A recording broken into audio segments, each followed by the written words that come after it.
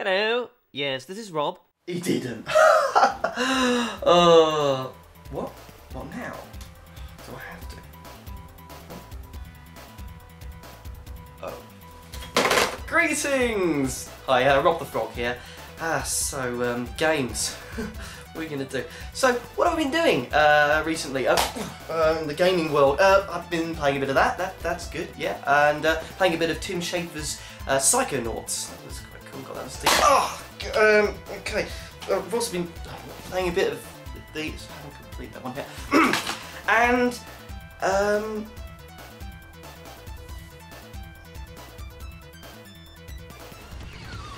Eureka moment. Okay, Shining the Original Thought. Okay, I'm gonna do a top 5. Wait. Top 10 list of average to good, cool things in computer games that I may not have seen or played, or have seen or played. Now. Okay, just 5.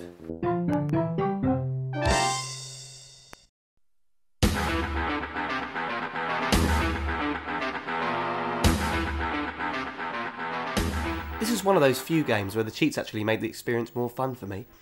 This excellent fan-made instalment from mappers Team TNT pushed the limits of design and difficulty of the Doom 2 engine to their final destination.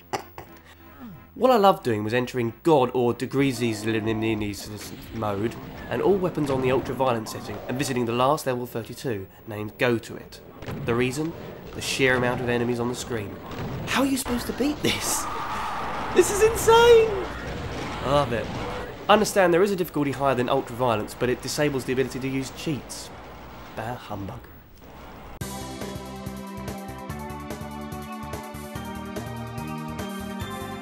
Shouldn't have been given a blue shell in second place. That's just no.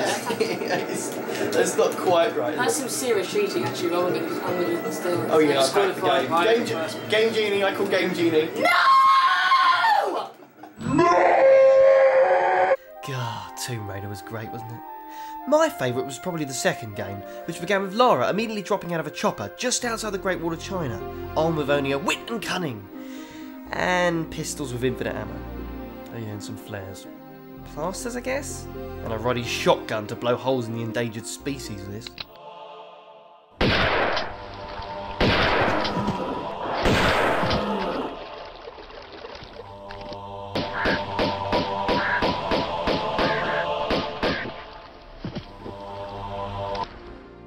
All in all, the environments were beautiful and character models well drawn for the time.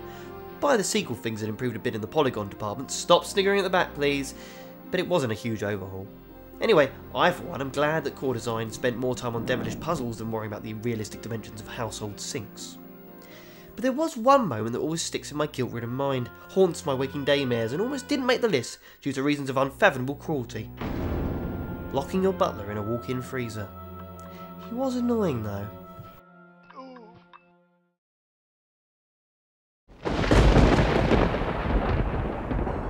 Yeah, I know what you're thinking. What's the connection between the Evil Dead franchise and Spiderman 2 for the GameCube? Oh, you knew already? Well, yes, it's Bruce Campbell. Not only is this a pretty neat sandbox swinging web, but Brucey coaches you through the tutorials with his effortless wit. Before we go any further, I think it might be a good idea to save your progress, if you could call it that. Well, sequel time already, huh? Welcome back, I guess. I'm sure you miss me more than I missed you. There are also these green hint markers strewn around the city, which provide more words of wisdom from the man with the screaming brain. Although, when he promised to say something different when I collected them all, I wasn't expecting him to have been so literal. Something different. Something different. Something different. Something different.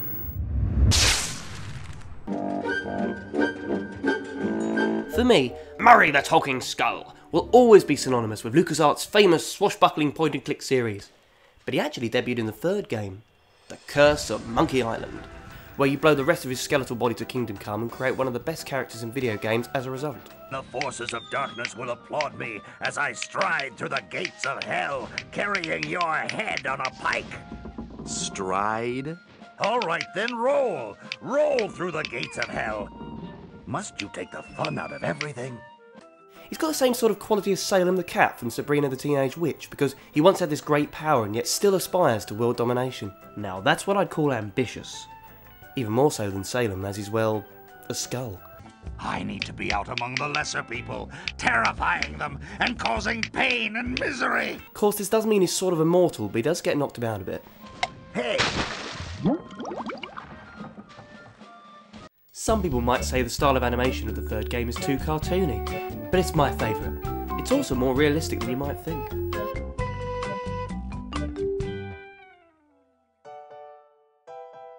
Jeez Louise, I've seen better scales on a fish. Excuse me, Mr. Surly Piano Pirate, would you mind knocking that off? I'll have you know, this is a classic. Oh, doesn't it take you back? Please stop. There's something wrong with your piano. Mind if I take a look? Heavens no! Now sit down and enjoy the show! Have you tried moving up a minor fifth on the third bar with a modal shift to D sharp on the 9th octave? What do you think I've been playing, you scallywag? Now leave Maestro to weave his musical poetry. Come on! Ah! Do that noise again? Ah!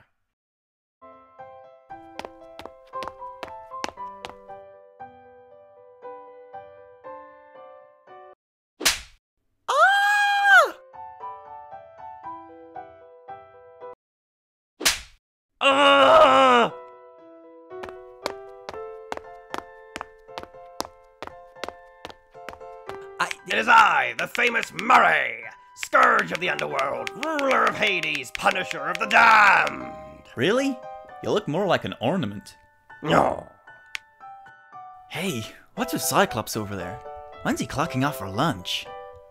Never! He's been playing that same song since the dawning of the age of Aquarius. It's enough to make your skin drop right off your face. Same piece for millennia? Time to move up to grade 2.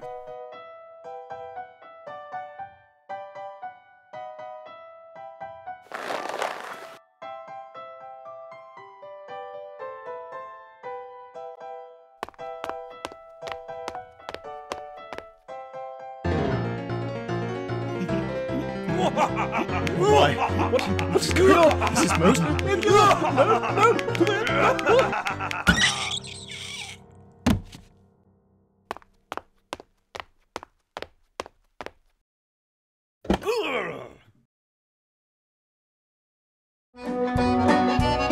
We're a pack of scurvy sea dogs. Have we pity, not a dram? We all eat roasted garlic. Then sing from the diaphragm. A pirate I was meant to be. Trim the sails and roam the sea.